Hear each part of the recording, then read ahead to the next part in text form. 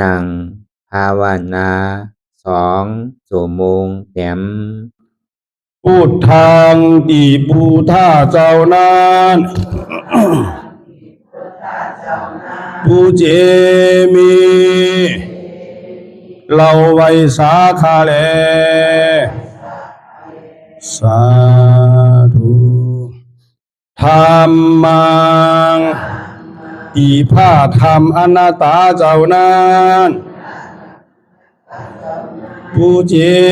มีเราไว้สาขาแลสาธุสังฆังอีพระอริยสังฆาเจ้านั้นผู้เจมีเราไว้สาขาแลสาธุ10ต่อไปนี้รวมตีบรวมตานขันธ์ธาตุดังหาผ้าการคาอิมังอาตาภาวังพุทธัสสะปาฏิจจสามิขันธาตุดังหาอัญจิวาสามุตติวันยัตนีข้าขอน้อมถ่ายตานคือเก่พระพุทธเจ้าข้าเลอิมังอาตาภาวังธรรมัสสะปาฏิจจสามิขันธาตุดังหาอัญจิวาสมุตติวันยัตนีข้าขอน้อมถ่ายตานคือเก่พระสาธรรมเจ้าข้าแลอิมังอาตาภาวังสังฆัสสะปาฏิจจสามิขันธาตุดังหาอัญจิวาสมุตติวันยัตนีข้าขอน้อมถ่ายตานคือเก่พระอริยสังฆาเจ้าข้าแลอธิษฐานปฏิวัติภาวนาหาหันตัดถึงอนัตตาอาหังพันเตอานิจจาวิปัสสนาทุกขาวิปัสสนาอนัตตาวิปัสสนากัมมฐานังยาจามิอาติธามิจักภาวันนาเอกธาตุจักภาวันนาวันนี้ขอหือพีติสามาธิเจ้าจุงมาวังเกิดเกคาเลอันว่ากายาลุปคานีอันกว้างศอกยาววานาคืบนิ้วเต่ามีธาตุตั้งสีจุงมาผ้ากอบรวยการจังเป็นกายาลูปนี้อาทิอิมาสมิงกายเยปะทาวิธาตุอาโภธาตุเตโชธาตุวายโยธาตุยาจามิอาติธามิกวมโหนบลงสมมาพระอริยเปียเจ้าทุกพระวงคาพระอริยเจ้ากูเจ้าคาในยามเมื่อไหนก็ดี อันคาเราเบาลู่เสเลในคำหลวงสามประการหนึ่งไลละนึกผิดสองไลอุจาผิดสามไลกากรรมผิดมาตั้งหลายมนเจอนั้นตีพระอริยเจ้าตนไลตนหนึ่งก็ดีอาติตะป้นมาก็ดีปัจจุบันหน้าเมื่อเลียวก็ดีขอต่างเจ้าตั้งตัวพระอริย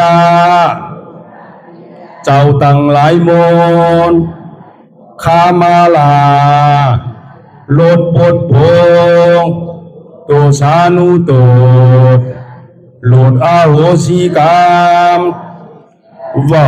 เปลี่ยนปาปาธาม 热爱财富比蓝牙模式 อันจำเป็นโอมทลายเฮหับตับมักผลนิพพานอันจักเกิดขึ้นมาไปนานานอย่ากาดอย่ากาเสกรรมรวยเตอมันเรากำลังวาสีกำลังกายกำลังแสงของรูปเด่นที่แต่วสาเป็นแต่การทำที่ที่มาดีตัวสาวตั้งหลังพอดีเหมือนเดี๋ยวนี้ก็ดีกว่าโพสังเป็นนั้นได้ธรรมะปณิปานสาวไหวแสทานานเสภาวัตราปัญญาได้เป็นได้ธรรมะปณิปานตอนนี้ไปวันตามมนาคือสมณานทุกข้าเป็นหน้าตาหน้าตาตาแปดตาที่ชีวิตที่กิจสักเกียรติในพวกสิ่งที่หายไปในภาวะสัญญาแผงมันกูเจ้ากูตนกูปากูก็บุคคลเสกรรมโดยเถิดสาธุสาธุสาธุปีพุทธศาสนาเข้ามาวัดอายุ2,569ภาวษาปีรับใส่สุราสักการะสาวัดอายุ1,387ตัวเลือน8เดือนมาวัดอายุ10 ค่ำปีคีดวันที่20เดือนจุนปี2525ในปางสร้างตือกรรมปฏิวัติอนัตตาวิปัสสนากรรมฐานปอกกรรมทนหนึ่งที่วัดพระธาตุจอมหนักวานแตนวานล้อมเมืองดังหน้ากรเมืองเจียงตุงนี่ก็เป็นตอนการที่อันเฮาที่ได้มาอธิบายบรรยายแสดงในการสร้างตือกรรมปฏิวัติวิปัสสนานั่นก็เลยเฮาพอที่หมอไว้วางตัววางใสแล้วก็ที่สืบการปฏิวัติไปตั้งหน้าคือมันพอไปง่ายมาหลอมนั่นจึงที่ได้มาเทศนาธรรมเปิดการปฏิวัติคือเอาพอเลยถอมเลยยินไปแล้วเขาเอาเขาใส่คือพอเป็นยอนี่โสมนัสสิการะเพราะว่าคือเข้าใจนั่นคือเอาเขาใจนั่นยอนี่โสมนัสสิการะนั่นอันเฮาเลยฮอนั่นนี่ก็เป็นห้องว่าสุดามยญาณนั่นอันเฮาเลยถอมทำพระสัมมาสัมพุทธเจ้าแล้วก็บ่เอาธรรมของพระสัมมาสัมพุทธเจ้านั่นมาไข่เน้นั่นน่ะเนาะมันใจเป็นธรรมคอนฮอมันใจเอาแต่เป็นลูกพระพุทธเจ้าหนังหือแหละศาสนาพระพุทธเจ้านั้นที่ได้เฮิงเจริญหลุ่มเรืองไปดังหน้าเจริญดังตัวแหละดังใสเฮิงปอเจียวหอดนิพพานนั่นคือมันไปหอดถึงตีสันติสุขะอมตะธาตุนั่นอันนี้ก็เหมือนหนังมาใช้นี้นั่นน่ะเนาะพวกนี้ไว้เอาลูกมันก็เป็นตาวุนปุ่นพรเตียนเป็นลูกพระพุทธเจ้าเฮานั้นว่าตอนไหนปานไหนนี่ก็ที่ได้เอาขอสั่งคำสอนของสัมมาสัมพุทธเจ้าเลยมาต่อไข่ปันในห้องว่าสุดามยญาณจิตามยญาณนี่ก็ภาวนามยญาณนี่ก็พอหนังรับตาภาวนาเยานี่ก็ปัญญาเฮานี่มันที่เกิด จิตตมยญาณนั่นนี่ก็พอปัญญาเกิดขึ้นมาอย่างนี้ก็คือเฮาวางที่ใจที่อันมันหูนั่นพอที่ว่าใจที่อันมันหูเตมันมีอันเลี้ยวกัน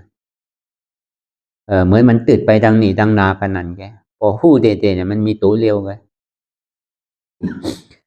เพราะฉะนั้นนี่อันดังสุดนี่ก็คือเฮานั่งขากายกุดขาขวาทับต่างขาซ้ายก่อนได้ใส่ก็ขาซ้ายทับต่างขาขวานี่ก่อนได้พอยาวนี่ก็คือเอามือสองขอนนั่นต่างไว้เหนือตักเฮามันที่มันดีน่ะเนาะพอไปต่างหลังนี่มันต่างหน้าก็มันพอต่างไว้เหนือตักนี่ก่อนนั่นคือขาเฮาติ้มพื้นนั่นจังว่าต่างไอ้แจ๊กมันไว้นั่นนั่นคือมันติ้มหลุดนั่นมันติ้มสันคอนนั่นพอยาวนี่ก็ไว้ตัวเฮาสื่ออย่าวิเขียงป้อนอย่าวิยานป้อนตีพอยาวนี้ก็คือเขารับหูเนอเปิดหูญาณปัญญาพิจารณาดูอันไหนที่มันผักวัดเกิดขึ้นมานั่นนี่ก็คือเขาพิจารณาเจนจาวางคือเป็นอนัตตาอะไรพอยาวนี้ก็คือเขารับตาเนอเปิดตาญาณปัญญาพิจารณาดูสิ่งไหนที่อันมันผักวัดเกิดขึ้นมาบอกว่าเขาปิดตามันที่ว่าเตนี่ก็คือเขาปิดหูเสียงซาบ้าเสียงต่างหลังป้อนมาก่อนดีเสียงเมื่อเดี๋ยวนี้ก่อนดีอันนี้ก็คือเขาปีกแปดนั่นอย่าไปเอามาเสียงเดี๋ยวมันมีประโยชน์จะหน้ากับเขาว่าเสียงทำก็เดียวเข้าใจอยู่จังหวะมีหูนี่ก็คือหมอทอมว่าอย่าไปทอมอันพิษว่ากำน้ำในตึงวันตึงคืนเนี่ยเขาไก่ทอมมันพิษอยู่ดิ้งๆกันมีตานี่ก็ลุงหมอตัวว่าอย่าไปตัวอันพิษว่าคือเขาปีกตาเป็ดตาเดี๋ยวมันแค่ถึงเขาสุกสับแค่ถึงเขาไม่ออกไม่ใสนั่นมันบาตั้งหลังก่อนดีมันบาปัจจุบันนั่นก่อนดีเพราะฉะนั้นสิ่งเดียนเขาไก่มึนตาไก่ตัวเปิ่นเขาที่ไปหันพิษเปิ่นนั่นจังหวะอย่าไปหันตังพิษเปิ่นนั่นที่ได้หันตังพิษเจ้าเก่านั่นน้ำก็คือลีกันนั่นกองว่าคือเขาล่าผู้ลังนั่นน่ะก็เปิดเขาไปติดเสียวไออันนี้มันหอมอันนี้มันเหม็นอันนี้คือเขาปีกซอบเนี่ยนะเปิดห้องว่าปีกหูปีกตาปีกหูลังปีกซอบแล้วก็ปิดโตแล้วก็เปิดสายอันหนึ่งอันเดียวอันนี้มันที่ง่ายพอตัวสายอันหนึ่งอันเดียวเนี่ยมันได้สุกสักซังมันได้ไม่ใจซังมันเหมือนสัพพัญญูพระพุทธเจ้าเขายังทรมานอยู่ในวัดเจดวนารามของอนาถปิณฑิกาเศรษฐีได้ถวายทานไว้ที่เมืองสาวัตถีนั่นพอเมื่อกับมือนั้นพอเอาเนี่ยมันก็ผสมตาที่ไข่เข้ามาในศาสนาพระพุทธเจ้าพอเป็นปล่อยเป็นลามไปมันแจะปล่อยเปียวปล่อยมวลมันมาเป็นเปียวปล่อยอันตาที่มาหาทุกข้างนั่นทุกข้างมันปล่อยที่สุดหนังหือหมักตาราโผตารานั่นมันปล่อยที่เกิดนั่นพอเป็นปล่อยเป็นลามไปอ่อนกันเข้ามาในว่าอันจะมาถอมธรรมะพอสั่งคำสอนของพระพุทธเจ้ามันก็ต้องเป็นพระโสดาวันไปมันก็อย่างก็มาถอมตัวถึงปสุดก็เป็นพระโสดาบันไปนี่ก็เป็นไปทางน้ำมันก็บถอมไปถอมมาจ่างไปจ่างมาไข่ปอกเคินอันย้อนเข้ามาในศาสนาพระพุทธเจ้าก็มีทางน้ำเพราะฉะนั้นมันเป็นปล่อยที่อันศาสนาพุทธเจ้าเท่านั้นเจริญรุ่งเรืองเป็นที่อันเป็นหิมแก้ทัดการตั้งลีนั่นจากนี้มีเจ้าเทาป้าหนึ่งตอนหนึ่งก็มันศรัทธาในข่าวขอสั่งคำสอนของสัพพัญญูเจ้าเพราะว่ามันแหละเขาเข้าใจเอานี่ก็อันที่มันดอนเลี้ยวหรือเปิ่นนั่นเพราะว่าเขาเป็นคอนเฮอร์นั่นวันทางพิษเนี่ยมันน้ำมังปอกก็มันเว่ไหลเพราะฉะนั้นตาที่หาเลี้ยงตองเลี้ยงชอบเลี้ยงใส่เลี้ยงสั่งตาที่กล้าที่ขายเลี้ยงสั่งจะนี่ก็ตาอันมันพิษอันว่านี่มันถึงมีรู้อยู่ก็มาขัดใจตัวทีนี้ก็เหลือเสียบาเข้ามาในศาสนาพระพุทธเจ้านี่ ที่ลีเหลือเปิดน่ะโดยกาศาสนาพระพุทธเจ้านั้นนี่ก็สัมบัญญัติศีลไว้ในน้ำนู้นี่ที่ฮัดจือลีดานี่เข้ามาลงหัวรูเต็มไปคุกใจไรเติมไปหูเตอโลนอกในวินัยในข้อกฎหมายอุปเดในสังขารนั่นมันมีก็คือมันก็ทางว่าที่ง่ายนั่นน่ะเมื่อมันศรัทธาเด็กก็มันก็ไขโหวตนั่นน่ะพอโหวตปัญญานี่ก็เดี๋ยวนี้มาถามเจ้าสังฆาภิกขุสามเณรเขาว่าศีลของพระสังฆาศีลของพระภิกขุนี่มันมีก็คือเนี่ยว่ามีเป็น2 ปาก27ว่าอโลน้ำนาโลนี่ที่ฮัดจื้ออันนี้ที่ถากคืนลี5นั่นก็ที่ฮัดจื้อนี้มันน้ำนาโลนี่ว่าเหลือเสพระพุทธเจ้านี่แกที่มีคำตอบเนี่ยมันก็เมื่อไวสาพระสัพพัญญูเจ้าไวสาถึงสมเด็จพระสัมมาสัมพุทธเจ้าข่าวก็เปิดคานี่ก็เท่าที่ไปเฮียนเอาปริยัติเฮียนเอาหนังสือหนังหลีกหนังลายนี่ก็หัวติ้มคืดเปิ่นค่ะโวยกาอันศีลที่พระสัพพัญญูเจ้าเลยบัญญัติไว้นี่มันน้ำหนาคารู้ช่ออีกหนึ่งหลายนี่ว่ามันเป็น2 ปาก27ในคำหัวที่ไปจอมจือเหือพอว่าเจนจาวางอันหนึ่งพอพูดเดียวอ่ะผมตันมันอ่ะว่าตอนหนังใจเฮานี่ย้ำตันหนอกำบ่วนไปเจนจาไปดังหลังไอ้กำบ่อยบ่นเจนจาไปดังนานอันนี้สวัสดิ์2 ปาก27ตันวันนั้นรูที่ฮัดซื้อกำอันนี้น้ำปอตันนี่ตันเด้อตอนนั้นมังปอกนี่เฮาวนพิจารณาโดยที่ในอังการลักษณะ32นี่ก็ย้ำจอดไรรู้เพราะฉะนั้นพระสัพพัญญูเจ้าจึงว่าเจ้าภิกขุเนี่ยว่าก็อันหันภัยเกิดแก่เจ็บตายว่ะสิ่งที่ห้องเป็นภิกขุอ่ะภิกขุอันว่านั้นก็เบิกไข่ป้อนลองตั้งเกิดเท่าเป็นตายนี่สิ่งที่กึ่งตันห้องว่าเป็นภิกขุอ่ะมันก็ไม่ใจเราเสียงเนี่ยว่าใหญ่ๆที่ลำลองที่สำคัญมันเตะเนี่ยเบิ่งเราทิ้งใจอันเร็วกะอย่าไปหือใจเหลี่ยมไปดังนอกทิ้งใจคืออะไรตัวเร็วกันดังเจอดังลองเนี่ยพี่เอามาเขาใจว่าเสียงก่อลีห่างก่อลีไอ้นวมก่อลีไอ้ยาซาดังกินนั่นก่อลีลองนุ่งลองไว้ลองทีลองเดินนั่นก่อลีอย่าพี่เอามาเขาใจว่าตัวใจอันหนึ่งอันเดียวกันว่าใจพอมันพอเกิดขึ้นมาใจรอภาคบัวมันเป็นรอภาคใจเนี่ยมันเป็นต่อซ่านี่ก็คือว่ามันเป็นใจต่อซ่าใจโมหะมานะทิฏฐินั่นนี่ก็คือว่ามันเป็นใจโมหะมานะทิฏฐิตัวใจเอาในกิเลสเนี่ยมันเกิดขึ้นดินั้นหมดนะใจมันหัวเหมือนเลี้ยวนี่มีรอภาคใจเหมือนเลี้ยวนี่มีตอสะใจเหมือนเลี้ยวนี่มีโมหะใจเหมือนเลี้ยวนี่มีมานะใจเหมือนเลี้ยวนี่มีอัตตาทิฏฐิใจเหมือนเลี้ยวนี่มีที่นามิตาใจเหมือนเลี้ยวนี่มีกุกุจาใจเหมือนเลี้ยวนี่มีวิจิกิจฉาใจเหมือนเลี้ยวนี่มีฮิริใจเหมือนเลี้ยวนี่มีอตบานในกิเลส10 ตัวนั้นเพราะว่ามันพูดบอกเกิดขึ้นเป็นมาเหมือนไหนนี่ก็มันก็วางได้ดีกว่าเราผ่านนิมสิติมไข่ไรเอาน่ะสิ่งที่จุนพาวางแบบมั่วๆเฉียงๆนั่นแหละเข้ามาในศาสนาพระสัมมาสัมพุทธเจ้านี่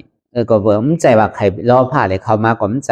ก็เปิดปอดปลายพาวาง8หลองตังในโลกาหลงตังเสียงนี่แหละสิ่งที่เข้ามารู้เนี่ยมันก็เอาหลองอันเนี้ยเข้าใจก็นี่พอต่อสาใจล้ำใจกรรมมาเพราะว่าเหมือนเขามาเฮ็ดการตลาดนั่นกรรมเปิ้นบ่ต่อยหิงนั่นเนาะเต็งนี่ก็น้องปอกถึงทางอารมณ์นี่มันไวนะลูกกรรมกันน่ะไข่หนังรูๆไข่หนังรูๆนั่นน่ะเห็นใจต่อสะพอมันหนังก็แจ๊ไปงุนงิดอยู่หยาบขึ้นขันขันใจจ้าใจมันลีนี่ก่อนต่อสะนี่เกิดแล้วลูกอันเข้ามาในศาสนาพระเป็นเจ้านี่ใจว่าเข้ามาเปิดรูฮือต่อสะนี่ใหญ่ขึ้นมันใจเมียวเฮาโลเฮ็ดโลหาโลไปตีไปปอไปวุบไปตึกซึกตึกเสริมใจนั่นคือแหละต่อสะนั่นมันดีย้อนยานลองนั่นก็เปิดเป็นสินั่นนี่แหละจังที่เข้ามานี่ต่อสะก็หัวกันนี่หัวมันหูเกิดขึ้นที่ไหนมันหูดีเปิดห้องว่าใจต่อสะเนี่ยมันเกิดขึ้นมานี่ก็นั่นคือแหละต่อสะเนี่ยมันที่เว้าไปนี่มันก็เอาใจนี่หับหูไว้ม.5เนี่ยก็เปิดลำมืดเพิดไว้ดังหมดดังเสียงหูสังอะที่เฮ็ดจือที่เป็นจือ อ๋อหลวงอันติก้าวเข้ามาในศาสนาพระเป็นเจ้านี่ก็เปิดยุ่มย้ำคอสั่งคำสอนของมันเจ้าอย่างที่เอาคอทำที่อันพุทธเจ้าเฮาในความในโลกโลกานี่เกิดมาตั้งแต่เอาเกิดขึ้นตั้งอยู่ดูไปหนึ่งก่อนมันเป็นกองทุกข้าเสียงมันใจมีหล่อนมีแกนสังเตก็เปิดทำมิมหันทำใจมู่นั่นน่ะเพราะเขาว่าพอดีเหตุตื่นมันอย่าก่อขากมันกองๆน่ะมันก็ต่อเตหูนั่นคือแหละโมหะอันตั้งหูอันที่มันยามหันนี่ก็มันก็พึกตาที่คือหันหนูมันเจ็บอ่ะโดยมันรับสิ่งที่ได้เลยอีสังก่อมหันอีสังก่อมผู้อีสังก่อมบวนนี่มันใจนี่มันก็ขัดใจแหละคือมันโปวนคือโปออกนี่ห้องโมหะมันเกิดมานี่ก็หูหันตันจอมโมหะก็นี่มานาเต็กที่มานาที่มันเกิดขึ้นมานี่มานาแผนสูงนั่นว่าเก้านี่กัดเก้านี่เขียนเก้านี่รันกันหรือเปิดเชียงพอมาขัดใจตัวคนเดียนเข้ามาในศาสนาเนี่ยเป็นเจอเจ้าเจอขุนเชียงเหมือนหนังพระพุทธเจ้าพระสัมมาสัมพุทธเจ้าเขาเป็นตัวอย่างเป็นถึงลูกคนนอกคำทางหลายวันหา7 วันก่อนที่เลยอุบวันอุบเมืองหรือเสนันในสัมที่เลยอุบตั้ง4 กุนก่อนมันก็ยังจุนไหลอันเขานี่สัมเป็นช่างเนี่ยนะอันเปิดมาเขาในศาสนาพระพุทธเจ้านี่เป็นลูกเจ้าลูกขุนเป็นลูกสัตเทมดอันจ่าจุนวันจุนเมืองก็มีเหมือนหนังมหากบินะนั่นก็เป็นคุณนอกคำเป็นยังจุนวันจุนเมืองไรเหมือนหน้าท่าปีนี้กาซาเทเข้าเหมือนนางวิสาขาเข้านั่นก็เป็นก็อุปถักดุมลาภิกขุสามเณรเจ้าสังฆาดังเสียงมีพระพุทธเจ้าเป็นประธานก็เปิดว่ามันเป็นการลีการเมียดเดว่าเจ้าไหนเมืองไหนว่าชาเทไหนก็เป็นหิมกันหลูกันตานนี่ก็เปิดมันเมียดจีเนี่ยจังหวะเก้าสัมเป็นสั่งสัมที่มีมาหนาให้สั่งที่ว่ามาหนาก็มันขึ้นเป็นชีวิตนี่ก็มันก็ที่เอานั่นเข้าใจของกาเฮาว่าอันนี้เฮาขากได้กะมันก็เหมือนหนังอันเฮาไหลมาจ้างตือปฏิวัตินั่นถึงพอเขาเอาเข้าใจนั่นน่ะเนาะทำนั่นอาดาดีที่เนี่ยยิมว่ามีตัวเก้าใจเก้ายิมย้ำว่ามีขันธาของเก้าเนี่ยประมาวนทัดตัวอีลีตั้งแต่โหถึงตีนเนี่ยเมียนไหนเตียนเฮาที่อู้เปิงไรเตะไข่เท่าก่อเท่าม้ามไข่เบี้ยนก่อเบี้ยนม้ามไข่ตายก็หัวที่ไรตาย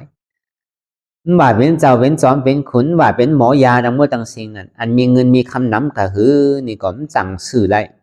อย่าพี่เท่าแลเอาเงินสื่อเอาผมได้อย่าพี่เปลี่ยนแล่เอาเงินสื่อเอาผมได้อย่าพี่ตายแล่นี่ก็เอาเงินสื่ออย่าพี่ตายผมได้รู้เนี่ย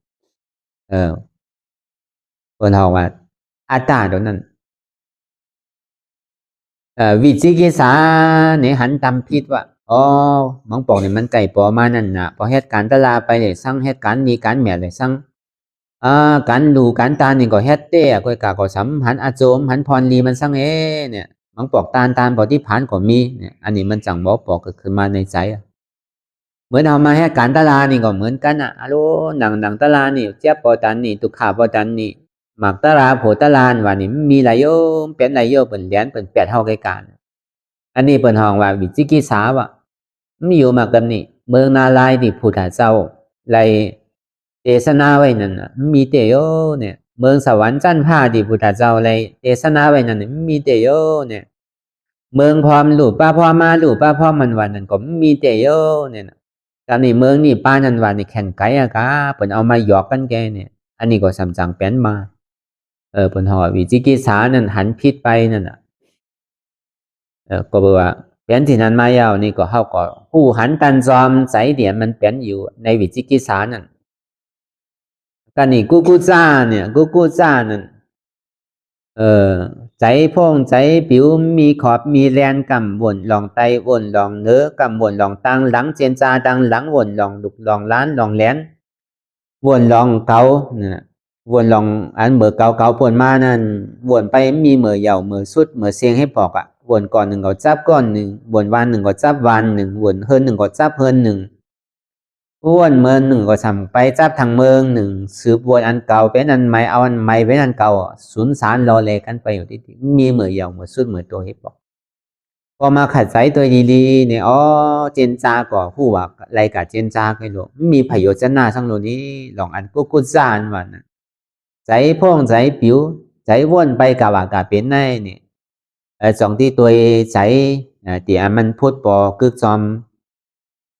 กูกูจ้าใจพงผิวนั่นการนี่ที่หน้าไม่ได้เนี่ยมันบอกว่ามันหนังเหตุการณ์ตลาเหตุการณ์ดีกว่าเยา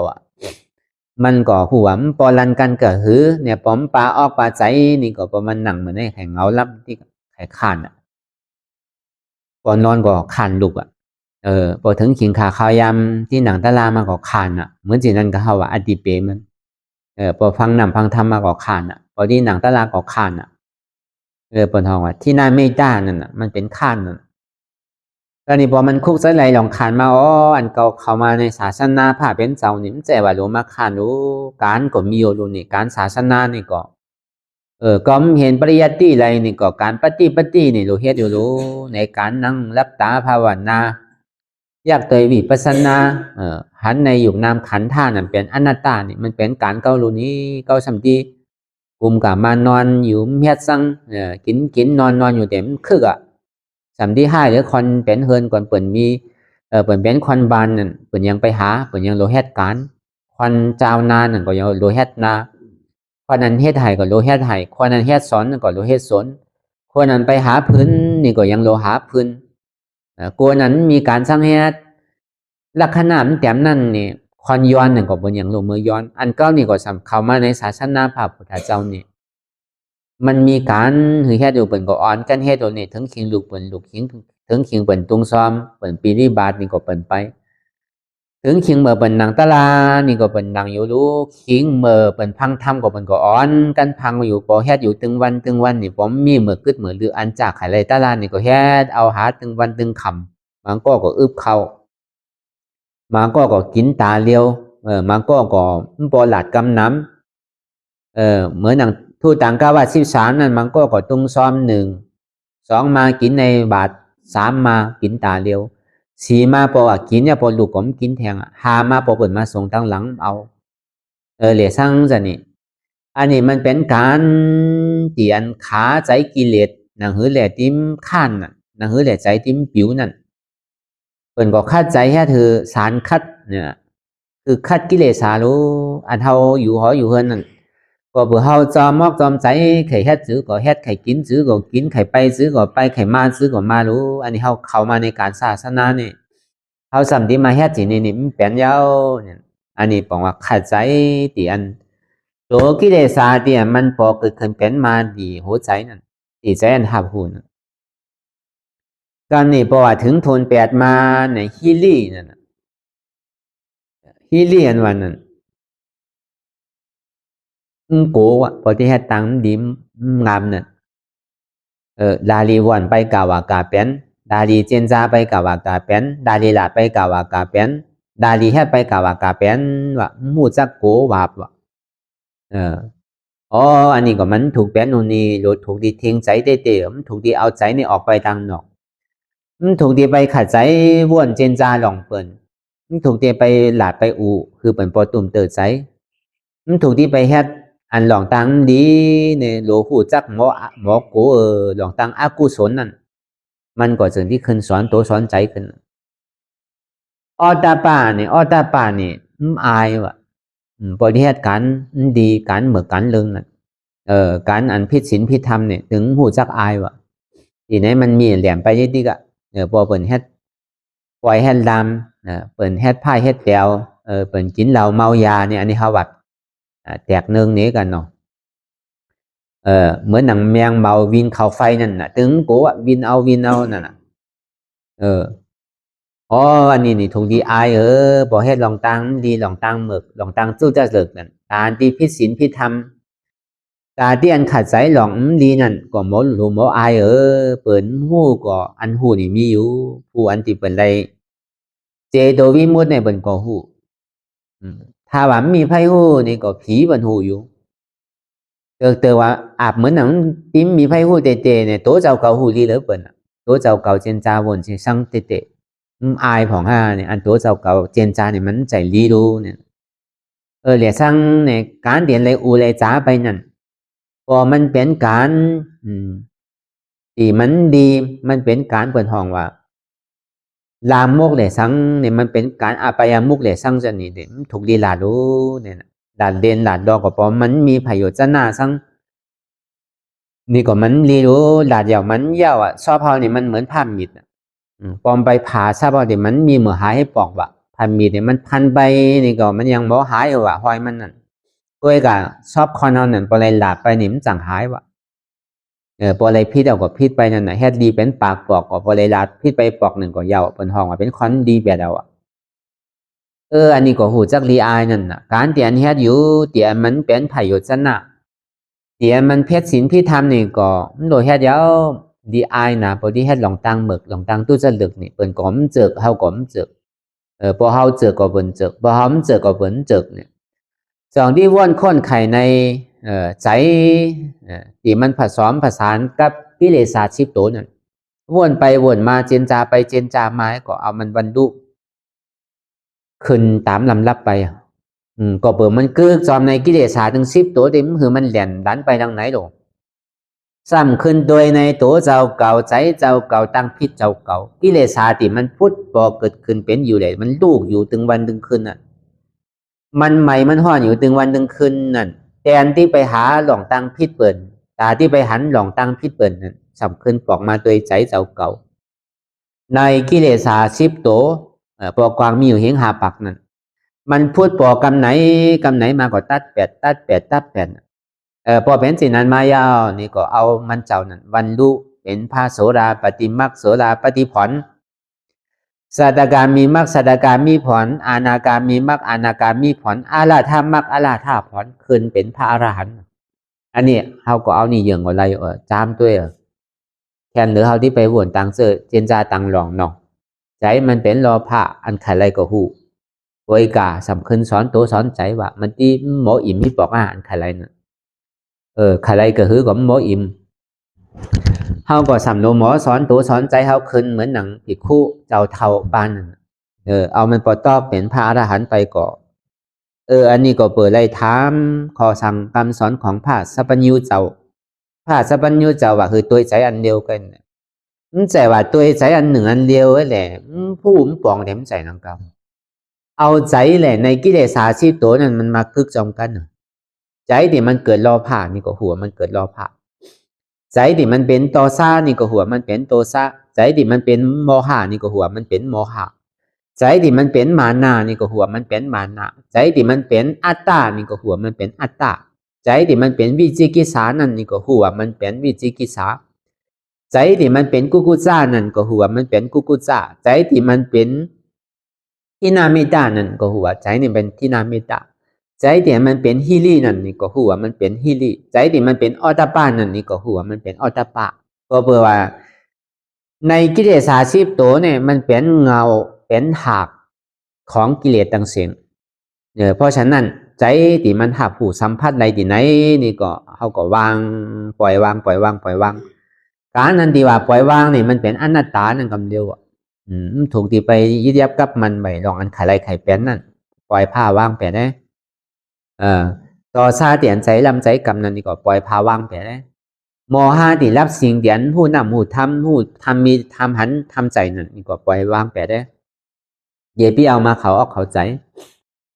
มาหน้าที่อันว่าตัวเจ้าเก่านี่กัดแขนนานี่ก็อันนั้นก็โลยอดย้อนมาหน้าเจ้าเก่าก็วางไปอนัตตาไปได้อัตตาที่นั่นอันยุ่งว่าเป็นของเก่ามีเก่าเป็นตัวเก่าใจเก่าเจ็บเก่าสัพพะทั้งหมดทั้งสิ่งนี่ยุ่งว่าเป็นของเก่าอันวันนึงก็พาวางไปได้ห้องว่าวิจิกิจฉาอันที่ตัวเจ้าเก่ายุ่งว่ามีแต่หือเนาะดีเฮ็ดดีไรดีเฮ็ดหายไรหายอันวันนั้นมีแต่เยอะนี่อันนี้ก็ถูกดียุ่งสินะก็เฮ็ดดีไรดีเฮ็ดหายไรหาย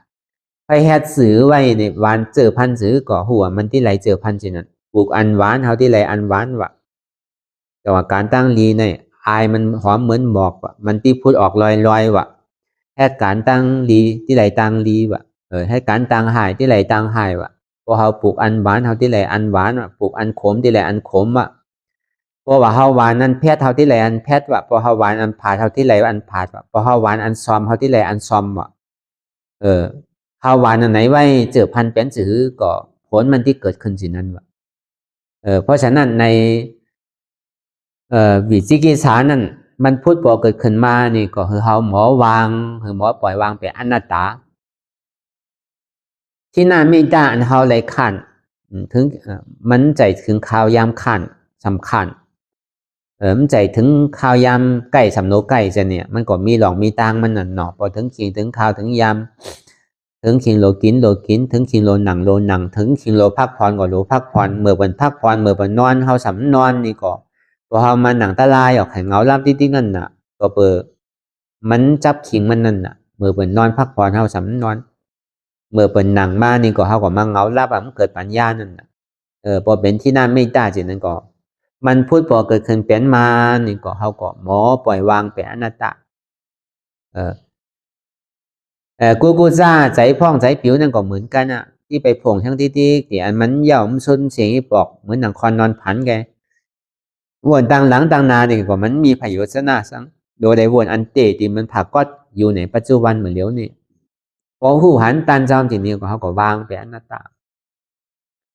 เหมือนหลังฮีลี่นั่นน่ะโกอันวันนั้นจังหวะพอที่เฮ็ดตังลีนี่อย่าไปโกหนังเก่านะพอที่เฮ็ดตังลีแต่อย่าไปโกอย่าไปก้านอย่าไปข้านอย่าไปลืมอย่าไปอายวะพอที่เฮ็ดหลองตังเมือกหลองตังดีนั่นรู้หมอโกหมอก้านหมอข้านหมอลืมหมออายวะ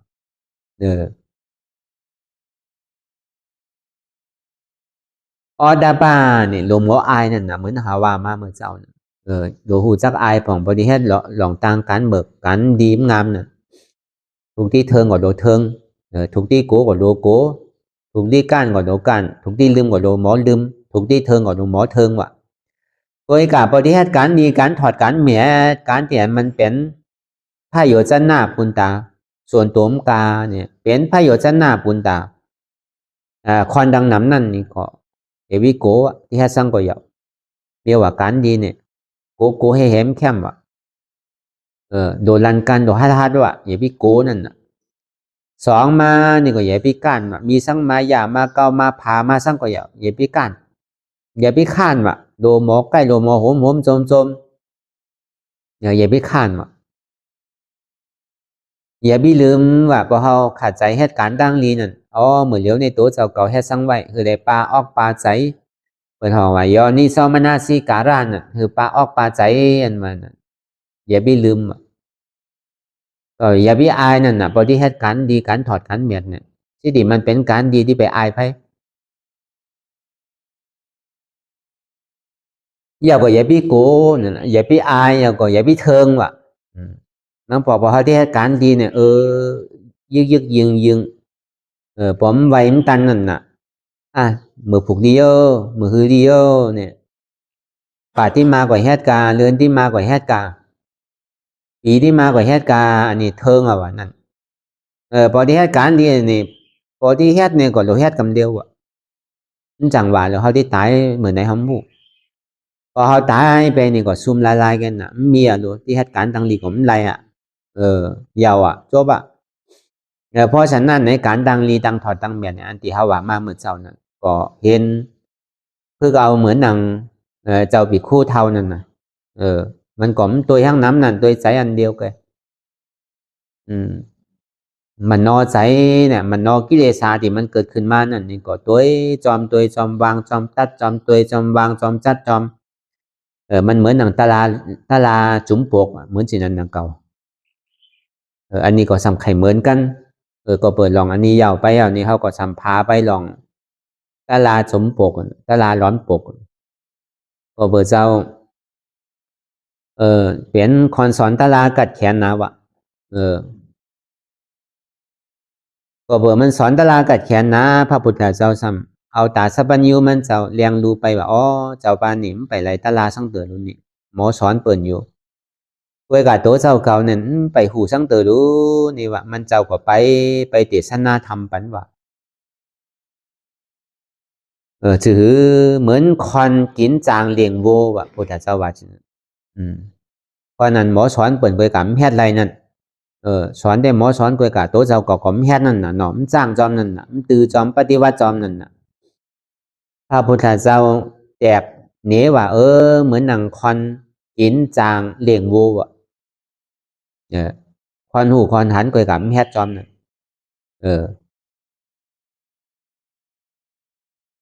ความนั้นเปิดให้การตลาดนั่นเปิดอะไรกินน้ำนมโวอันนี้เด็เจ้านี่เป็นคนกินจางเลี้ยงโวก็รู้เนี่ยว่า นำนมโบเป็นซื้อก็มันได้จิ้มเนี่ยพระพุทธเจ้าว่าเจนทาง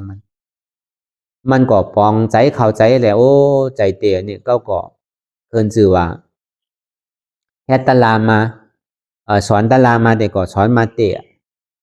โดยกับตัวเจ้าเก่านี่มันไปยามจิ้มตัวให้ปอกการตะลาเป็นหือนี่ก็มูสิปอกหนังหือแหละตะลาที่คืนในที่แค่ถือเนาะเนี่ยไปไหว้สาพระพุทธเจ้าอะที่ไปเอาตะลาติดในคาเนี่ยย้อนตะลาผ่าเป็นเจ้าบังคะก็เปิดซื้อคนที่ว่าใหญ่สาใหญ่คนที่มีอายุอาศักใหญ่คนที่ว่าสาใหญ่นั่นก็เปิดมานาเขาสูงหนาคนมีดังหูดังหันน้ำนั่นคนไปจอบเมืองนอกเมืองนามาเนี่ยสร้างจอบปริญญาตรีโทเอกนั่นจอบจันดีจันโทจันเอกจอบถึงประโยคหนึ่งถึงเก่าฉะนั้นมานาเขาใหญ่นะวะต่อถึงบอกเป็นล็อกเตอร์ฉะนั้นนะเนาะมีอยู่ลงหนังหือเนี่ยมานามันดีตอกนี่พระพุทธเจ้าว่าไปถามเอาตลาดดิเจ้าสมณเณรนั่นแหละเจ้าสมณเณรที่ทราบว่าก็เป็นน้องชายของเจ้าสารีบุตรลานะเจ้าสมณเณรที่ทราบนี่เจ็ดโคเป็นพระอรหันต์นั่นน่ะ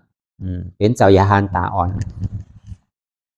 นั่นคือแหละมาน่ะเจ้าวายใหญ่วานหลวงนั่นที่ตอกลงนั่นคือไปถามที่เจ้าสางอ่อนว่า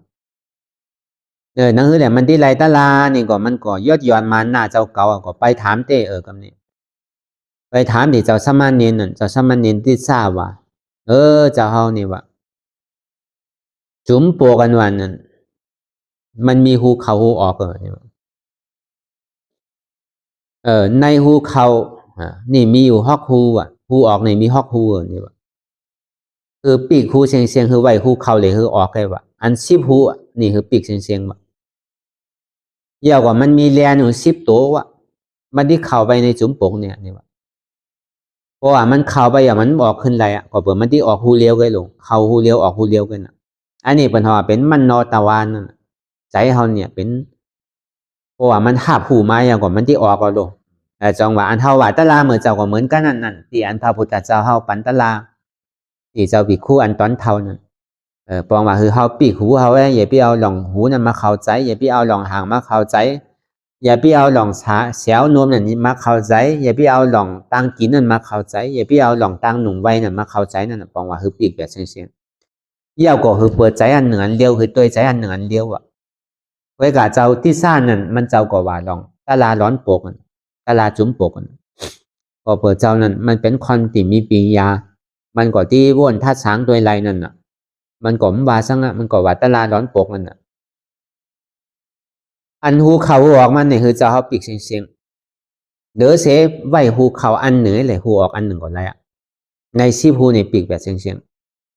เลียนเนี่ยมันที่มีอยู่10ตัวเพราะว่ามันเข้าไปมันที่มีหูเข้าเลยหูออกไง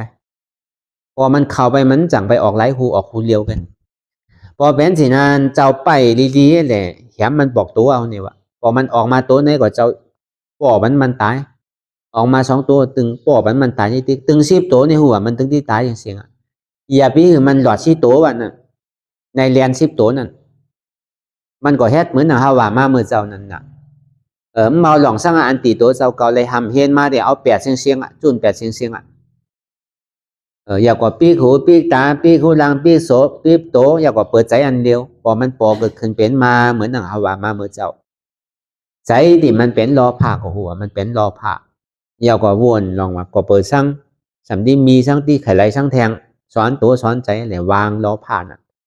ยอดย่อนรอผ่าน่ะอย่าพี่มันมีรอผ่าอยากว่าวางเป็นอนัตตานั่นน่ะการนิสัยที่มันเป็นต่อซานี่ก็กูว่ามันเป็นต่อซาอย่ากว่าวางต่อซาตัวนั้นลองไหลคือมันเป็นอนัตตาแบบอันนี้เรียนนี่ตายไป2ตัวน่ะรอผ่าต่อซาโมหะอันติตัวเจ้าเก่ายุ่มว่าตัวเจ้าเก่าในหูมันไข่ทอมไพ่จะนั่นก็โลหูจักทอมพองหรือเอาของเก่านั่น8เสียงของเก่าที่ตัวเจ้าเก่าเลยหำเห็นมาเลยหูยินมาที่ไหนก็อย่าเอา8เสียงเหมือนน่ะควันมูสังเนี่ยก็หามาเกิดใหม่โลหูจักหมอทอมคอไหนคอหนึ่งห้องโมหะพอมันพูดปอเกิดขึ้นเป็นมาโมหะหูปอเกิดเป็นมาก็หัวโมหะนี่เกิดใจโมหะนี่เกิดนี่ก็มันใจก็อนัตตา ก็มีใจมานาที่ตัวเจ้าเก่าเป็นเสียสุมาเปิ่นเป็นครูกรรมฐานหลงสอนหือเปิ่นบ่มีชื่อเสียงลือหลังไปก็เปิดสินั้นผู้ใดเจ้าสมาเป็นคอนกินจางเลี้ยงโวก็ทำใจเตอยู่ตะลาก็ไหลสอนได้ฮู้ว่าสอนอายะศาสตร์ตะลามันเป็นชื่อของฮู้เกิดได้ฮู้ว่ายินว่าเปิ่นว่าเจียมก็ว่าเจียมจอมเปิ่นว่าน้ำผึ้งหวานก็สมาหวานจอมเปิ่นมันใจว่าน้ำผึ้งเนี่ยมันได้หวานเสียงๆว่าน้ำผึ้งอันหวานน้ำผึ้งขมก็มีว่าน้ำผึ้งที่อันซอมก็มีว่าน้ำผึ้งหวานก็มีว่าน้ำผึ้งมันมี3เมลว่าน้ำผึ้งขมน้ำผึ้งซอมเยี่ยวก่อนน้ำผึ้งหวานว่ามันใจว่าน้ำผึ้งเนี่ยมันได้หวานเสียงๆว่าอดีเป็นเช่นนั้นกะความที่มีมานานั่นเพราะว่าใจมานามันปอเกิดขึ้นเป็นมานี่ก็ฮู้ว่าใจนี่มันเกิดมานาแล้วมันถูกที่มีมานาตัวนี้นี่ถูกที่ยศยันวางลงว่าผู้ไว้ซึกว่าตัวเจ้าเก่านี่มู่ซังมันเป็นก้อนลาดก็นี่โดยเป็นก้อนทอมกะพอฮู้ฉะนั้นเนาะเรียนตัวนี้ก็กวยอันนี้เฮาว่าซับเรียงนี่หลักๆอธิเปมันกะอัตตาที่อันยุมว่าเป็นหัวเก้าขาเก้ามือเก้าตัวเก้าใจเก้าเจ็บเก้านั้นยุมก็หือว่าคือก็มันย้ำเหมือนอย่างใจเก้าไหลดีเตเนี่ยมันใจตัวเก้าโลนี่มันใจเก้าเจ็บเก้าโลนี่มันเป็นอนัตตาโลนพอเป็นสิ่งนั้นก็อัตตาที่นั้นก็ตกไปวิจิกิสานวันนั้นตลาเด็กก็สอนอยู่จ่องมันมีเต็มหือมูน้อมันยังลังเลสงสัยอยู่นั่นเก่าคอนยามให้ตลาคุยกับหมอสอนหมอเฮียนเอาปัญญาตั้งหูตั้งหมอนั่นปัญญาน้ำตาลนันเสตานี่ก็มันย้ำยุมอันที่มันได้เห็นได้หูไว้นะมันเป็นอันตองกันมันใจเป็นอันเข้าใจเตะตองนั่นแหละคือสอนต่อสิ่งนั้นกันเหมือนสืบสอนสืบสั่งไปสิ่งนั้นกันลงอัตตาที่โดนนั้นตอกลงไปเนี่ยเอาวิจิกิสาโดนนั้นมันถูกดีอยู่เดี๋ยวเสียสัพพัญญูเจ้าพอเฮ็ดดีเลยให้เฮ็ดให้เลยให้เก้าก็สัมสอนเปิดสิ่งนั้นนั่งเก้าก็โดเลยจอมเสียนดังผ่าเป็นเจ้าโดเลยจอมที่อันมันตีเหมือนหนังเก้าสอนนั่นเนี่ยห้องว่าวิจิกิสานั่นน่ะตั้งหันพิษวนยุมพิษนั่นก็ตอกลงที่นามิดาเนี่ยคิงคาข้าวยามนี่มันใจเป็นข้าวยามโลนอนนู่นนี่เหมือนหนังเลือกลาวมายุนีนั่นน่ะเลือกลาวไกลน้อยนั่นน่ะพระพุทธเจ้าว่าลูกหักเก้านั่นน่ะกินข้าวยามนี่มันกัดสีเสียนสงบดีมันใจเป็นข้าวยามตาสุดที่มารับมานอนว่ะข้าวยามมันกัดเย็นตันนี่มันมีหล่องสุกสักมีหล่องก้อนขาก้อนขายมีหล่องควันมายาเกาน้ำอันนี้มันเป็นข้าวที่อันสังถูกที่ตื่นก็นี่แหละมาเหตุการณ์ตลานี่เก้าเกิดมาเนี่ยปุนตาสู้เนี่ยอันเก้ามาสั่งสอนนี่ก็ปุนตาสู้ผู้ใหญ่เจ้าก็ห้องเอาสังฆาเขาด้วยนางตาลานั่นนะกลางค่ำกลางคืนมาก่อเฮ็ดสิ่งนั้นที่เตี้ยผู้ใหญ่เจ้าเนี่ยนังเฮือแหล่ลูกน้องตาเปทิมขั้นนั่นน่ะแค่ตัวอย่างนี้สั่งสอนปันนั่นน่ะมันใจเป็นข่าวยามที่ขั้นเนี่ยนะกูจ้าเนี่ยนะกูจ้าใจอันที่มันผิวไปมีขอบมีแหลนมีช่างจันนั่นพอมาวนขัดใจตัวจีนี้ก็สิติพอคือปีกหูปีกตาปีกหูหลังปีกโซกมาลงมันจังไปเซนจาติแนวน่ะพอมันปอมากกว่าสิติโลปีกแบบนั้นน่ะหูซับป้าหูนี่มันปันเข้าน่ะหูหาหูแหละแล้วก็หูออกหาหูเข้าหาหูน่ะโดยตัวใช้อันหนึ่งอันเร็วขึ้นก็เอานั่นทิ้งไปกันนี่ฮีลี่ออตาป้านั่นก็เหมือนฮาวามาเหมือนเจ้าฮีลี่อันว่านั้นโกปฏิเฮ็ดการดีมงามนั่นถูกที่หมอโกการดีมงามน่ะอันเฮาเฮ็ดอยู่มื้อเดียวนี่เฮ็ดเปิดโลป้อนตังโกเฮ็ดเปิดโลป้อนตังอายนั่นน่ะก็เปิดป้อมเฮ็ดนี่มันที่ไรโกที่ไรเกิดไรเท่าไรเป็นไรตายแท้ซึ่งที่ไรโกบ่ที่ไรเกิดไรเท่าไรเป็นไรตายเพราะฉะนั้นหนังหือได้ติมโกอันว่านั้นก็ที่ไรหาตังป้อนตังเกิดตังเท่าตังเป็นตังตายมันก็เอานี่ใส่ออกใส่ใจเฮาว่าคนที่มีปัญญาหูนี่เขาแค่หมอวนหมอเจนจามันที่ไรเกลิดซื้อที่ไรคามไปซื้อนี่ปัญญาเขานี่เกิดก่อนพอเขาวนตัวอันนี้ทิ้งใส่อันเดียวกันก่อนตาป้านี่ลมหมออายปฏิเหตุการเมือกการเดินนั่นปฏิเหตุการดีเนี่ยมันหนูอายก็เป็นเสียหลงเป็นก็ยาวก็มาเอาเสียชุมาก็ผ้าเด็กๆหน่อยๆเป็นสามัญเนียนเป็นครูก็ถูกที่อายก็เป็นเจ้าครูวาหลวงมีวาสาใหญ่พอตันนี่มีวาสาเป็น40-50 วานี่ก็ด้วยกับศาลาอันนี้ก็เอาตะลาเอาธรรมมานั่น สัมเป็นสามารถเนียนเจ็ดขบไกก็กมันถูกดีอายเปิ่นที่ดิมันให้การดีอยู่นี่มันก็เอานี่เขาเอาเข้าใจพอมันเฮ็ดสินี่ยาวนี่ก็เรียนนี่มันเข้ายาวออกก็มันที่ไปเหลืออะไรล่ะปล่อยเป็นกำตัวขึ้นกำเร็วกำนี่พอถึงเมืองแรงมากกว่าเอาหนังต่างๆมือไปคำโขคำก็เปิดพอครั้งคำนี่มันกัดสังงัดดีอ่ะมันมีอันสุขสักพอกลางวันนี่คอนเขาวัดเขาว่าคอนมาหลูมาตานเสียงโอนเสียงมอผมหับนั่นก็หำไรนั่นน่ะการมันน้ำนั่นน่ะเพราะว่ากลางคืนนี่มันมีสังนั่นน่ะอยู่ไรผาดิยาเขาเจ้าพระอรหันต์เขานั่นเดอเสพระพุทธเจ้าเขานั่นก็กำน้ำเนี่ยไรเหมือคำดิ๊กถึงเมืองแรงมาก่อการนี่ก็เยาก็เปิดมันเป็นข่าวยามดิมมีไพ่มายามาเก่านั่นมันก็จางตือกำตาหลายวนเข้าวนออกไอ้ที่ก่อนในเรียน10ตัวนั่นก็มันเข้ามันออกมันเข้ามันก็ติ้มป่อตายคำเดียวกับเฮาว่าป่อเจ็บพองกันน่ะเนาะมันก็สำจังเฮ็ดจื้อหรือมันมีฮูเข้าหรือฮูออกกันน่ะเรียน10ตัวนั่นมันจังไปเข้าฮูไหนมันจังไปออกฮูไหนหรือเสียฮู2ฮูนี่กันน่ะพอมันลันออกเอานี่ก็สำไปจ่าเงามันลันเข้าคือแน่พอเข้าก็สำออกพอออกก็สำเข้าดิกันน่ะยาเหมือป่อเจ็บก็มันเจ็บไปนังเก่าปอเจ็บไปเจ็บมาเฮ็ดไปให้มาตายนั่นน่ะเนาะมันใจว่าปอกกำไหนอย่าตายกำนั้นผมใจอ่ะมันก็ใจเขายามตึงคืนอยู่มันก็ขัดใจไปตัวหูมันดิเตี้ยพอมากำไหนก็ปอเตอผองลันไปสัมเข้าไปทางหูหนึ่งสัมลันออกมาหูเก่าสัมปอยาเนี่ยเฮ็ดไปให้มานี่ปอยากูตัวโลกำนี่ปอยากูตัวนึงก็ตายก็นี่พอถึงเมืองแรงมาก็ตายถึง10ตัวพอตาย10ตัวก็คืนเป็นพระอรหันต์ตั้งแต่พระโสดาปฏิมรรคโสดาปฏิผลนั่นน่ะสัตการมีมรรคสัตการมีผลอาราธามรรคอาราธาผลเนี่ยก็ขึ้นเป็นพระอรหันต์เข้าสู่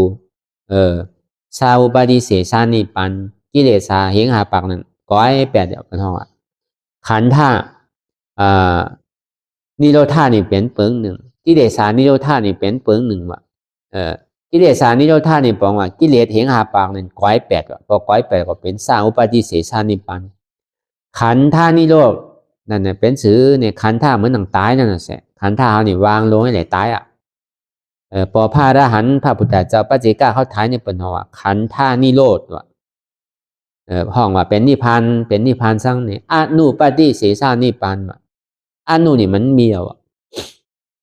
เข้าไปเรียนสะเสนิพพานเข้าไปเรียนวิมุตติว่ะมันเป็นสมุตติอ่ะเป็นวิมุตติอันนี้ก็เลยหอดถึงตีเป็นพระอรหันต์ไปเนี่ยอันนี้ก็เป็นตอนการเดียนเฮาตีฝึกตีจ้างตีตือกรรมไป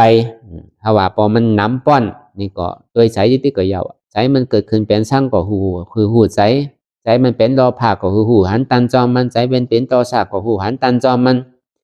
ใจมันเป็นโมหะมานะเด็กที่วิจิกิสาฮิริกุกุจาที่นาเมตตาฮิริออตาปานี่ก็คือหันตันจอมมันนี่ก็บางเปิดกับพอหอมมูไหลกิเลส10อัน10ประการนั่นนี่ก็เอาโดดทิ้งใจอันหนึ่งอันเดียวเพราะว่ามันมาดีโตนี่ก็คือมาวางดีใจนี่ก็มันใจโตก็โดดอนัตตา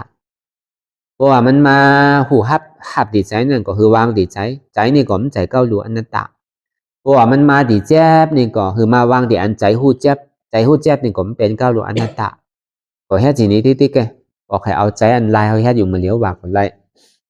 เวลามันก็มันที่มีปัญญาน้ำนี่ก็มันก็เลยกิเลส10ตัวนี่กันนะเขาก็พอมันพูดบอกเกิดขึ้นเป็นมานี่ก็เขาก็วางไปตัดไปเหมือนเอาคอนป่อบันเรียนนั่นน่ะแค่ไปให้มาก็พอมันหวาดเจ็บมามันกว่าอะไรก็นี่มันเมื่อหูดูเดี๋ยวไว้เรียนหูเข้าพอเรียนออกเรียนเข้าเรียนออกพอมันตันมันมันบอกผัดซื้อกับมันเติมมันน่ะแต่นี่ให้ไปให้มา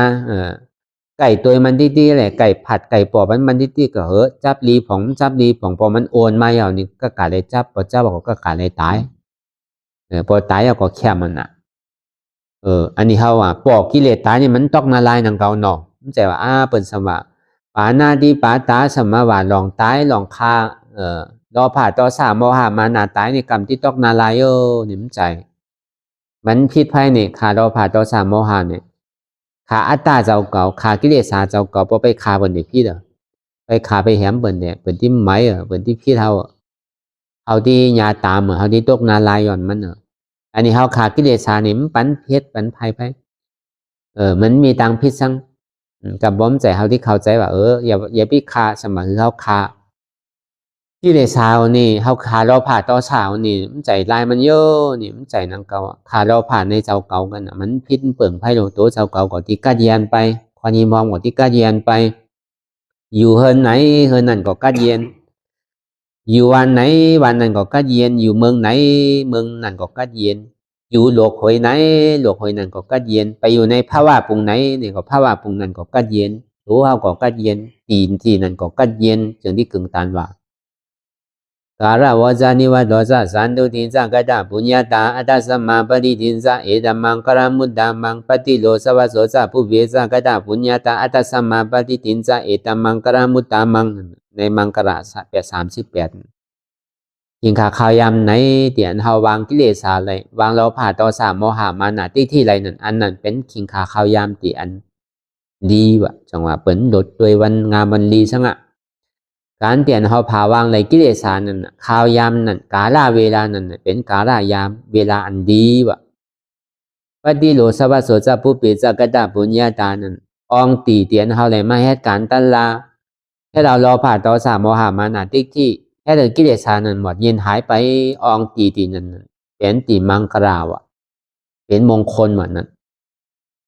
เป็นสิ่งนั้นก็เขาว่าเพราะฉะนั้นนี่ก็สิ่งที่มันพากอดขึ้นตีโตตีไซเมื่อเลี้ยวพองยามเมื่อเลี้ยวนี่มันพอเกิดขึ้นเป็นสร้างมาก็อยากมาตีโตนี่ก็เขาวางตีโตเป็นอนัตตาเลยมาตีไซนี่ก็เขาวางตีไซนั่นเป็นอนัตตาเลยมาตีแจ๊บนี่ก็เขาวางตีแจ๊บนั่นเป็นอนัตตาเลยทำมีหันตุขาทำใส่หัวตุขานี่เป็นอนัตตาทำมีหันเจ็บทำใส่หัวเจ็บนี่เป็นอนัตตาทำมีหันว่าใจหัวกู้บ่ใจขากู้บ่ใจมือกู้บ่ใจโตกู้บ่ใจกู้บ่ใจเจ็บกู้มันเป็นอนัตตาทำมีหันเจ็บแกนตรงตอดเน็ดสานสันไหวคอมไตไม่กระดอนแข็งสู้ตุ่มจับยายจึมหยอดเกิดรับทำใจหวนเจ็บเกณฑ์ต้องตอดเนียดสารสันไว้ความไตไม้กัดอ่อนแข็งสู้ตุ้มจับยายจึมหยอดเกินรับนี่เป็นอนัตตาอันนี้ก็เขาวนเจนจาลอยข่าวยำหึงอย่าไปว่าไวอย่าไปว่าเทิงเตียนเฮาหันก็ดีเตียนเฮาวนเจนจานั่นก็ดีหึงพอเพียงเพียงกันไปวนเจนจาต่อถึงเจียบนั่นพอสุดวนเจนจาต่อถึงตุขานั่นพอสุดตัดต่อถึงอัตตานั่นพอตกพุทธขาดไปอันไหนที่มันพุทธบอกเกิดขึ้นเป็นมานั่นนี่ก็คือเฮาหมอวางเป็นอนัตตาไหล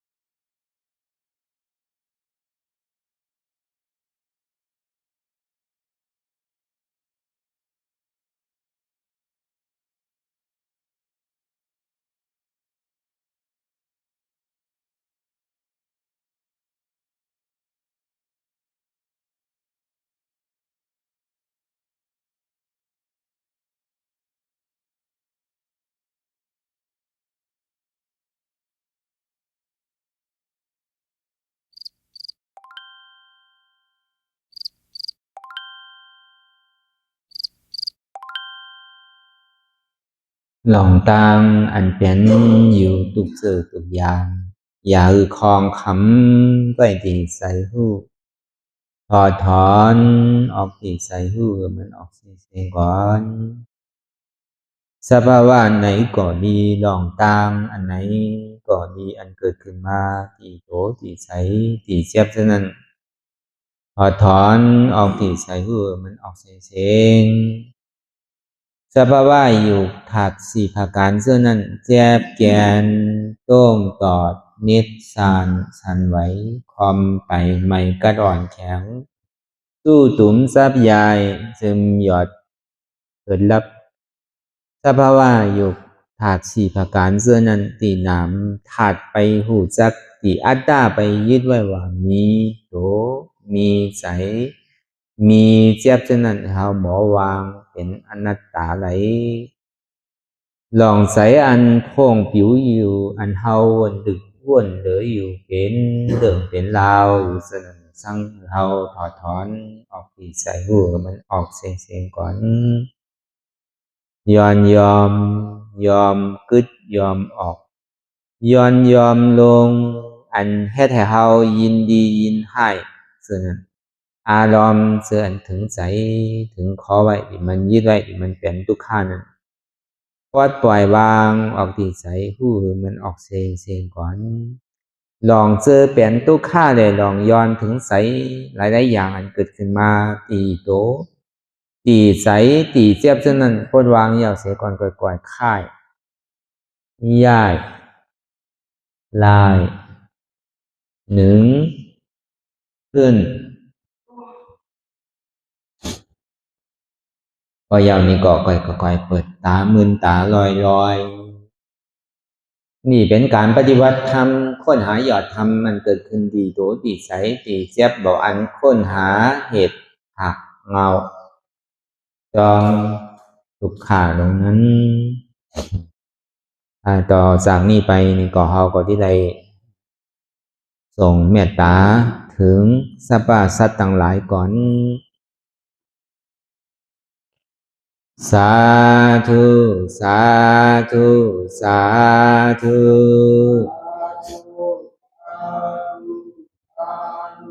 ผู้ฆ่าต่างหลายขอเชิญเอาอย่างเทศนาวุญที่ผู้ฆ่าต่างหลายไหลกาตำมาแล้วในวันนี้คือว่าไหลอือตานรักษาศีลหลับตาภาวนา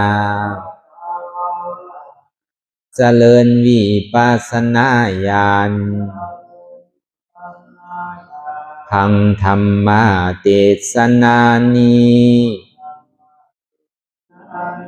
และขอสุ่มหือมากำสุยังตอนโต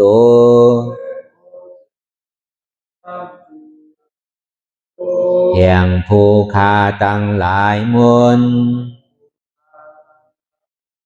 คือไล่ลาบความสุขและความเจริญงอกงามและขอหือเจียวดอดเวียงแก้วยอดอมาตามหาเนรปานในอนาคตกาลาอันจักมาวันปลายนานั้นแก่ผู้ฆ่าตั้งหลายมนทุกตอนทุกอ่องทุกผู้ทุกคนและเตือแทงผ้ากันหนึ่งผู้ฆ่าตั้งหลายมน ขออุทิศนาบุญทั้งหลายมวลผุงนี้ไปแผ่พายถึงเทวาวุตเทวาดาพญาอินทร์พญาพรหมพญายมมาราชพูดหนักน้ำไอโสนนางธรณีและสรรพสัตว์ทั้งหลาย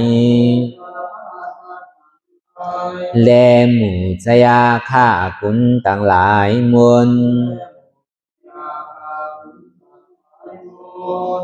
อันไหลอานิสากรรมไปสู่ปลาโลกปลายนานั้นขอส่งโจรกันมาสาธุอนุโมทนาจอมจุนยินดีแล้วคือไรโจรกันป้อนจากทุกข์ถึงสุขทุกโตสัตว์เลเตอสาธุสาธุสาธุอิตังมิปุญญังอาสวะคายังนิพพานัง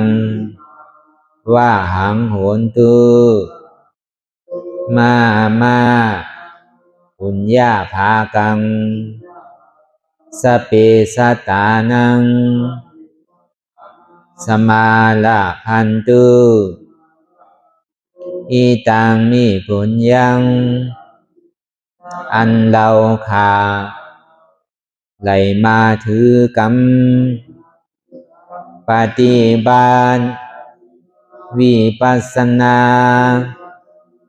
ภาวนาอาหันยอดธรรมอานัตตานิอาสวะคายังเป็นนันผาทรัพย์ตัดเปียดอาสวะสี่ภาการเสียแล้วเนี่ยนิพพานังติพานิพพานัน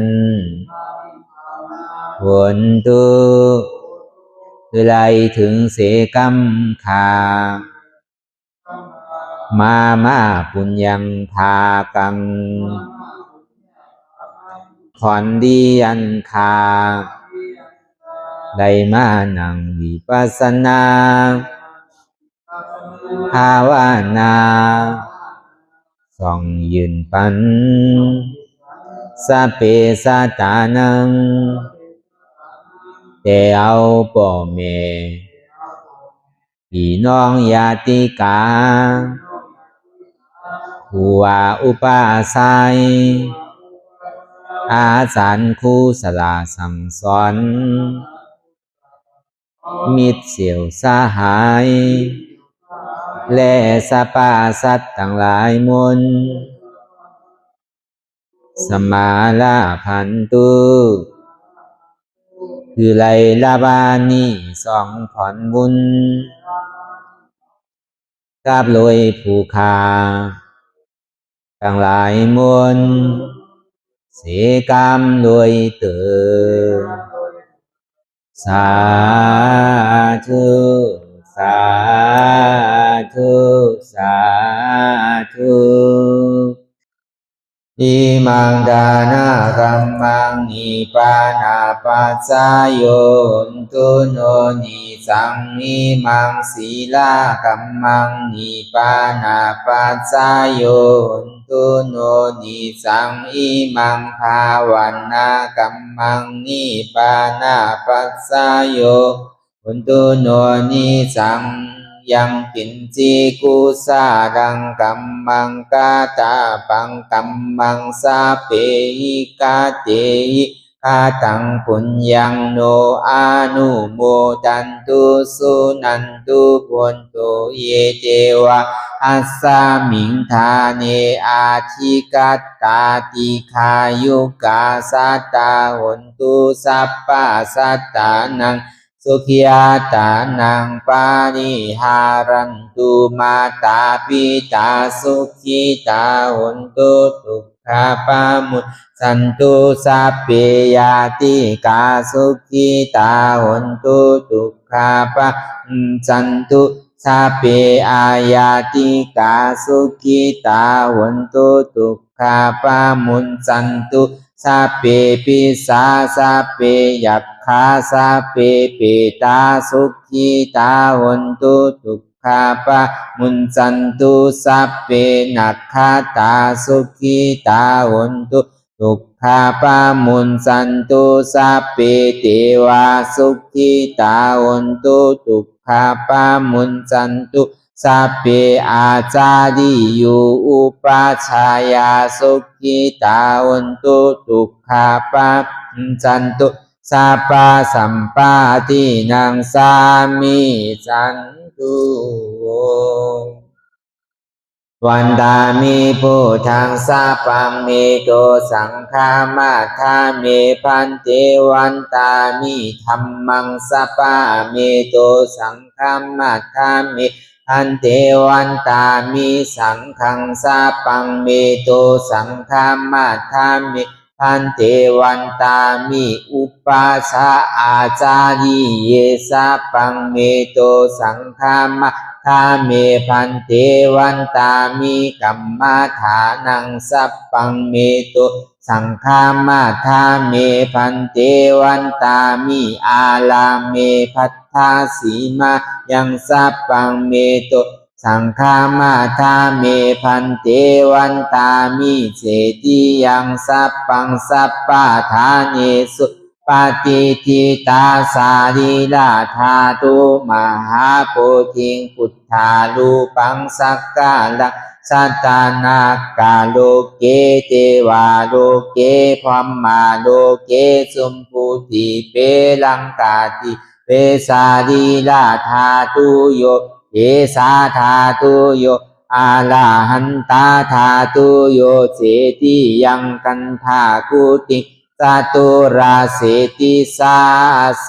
ธัมมาคันเทสะเปสังปาตาเสติยังอังวันตามิสัพพะโสสาธุสาธุสา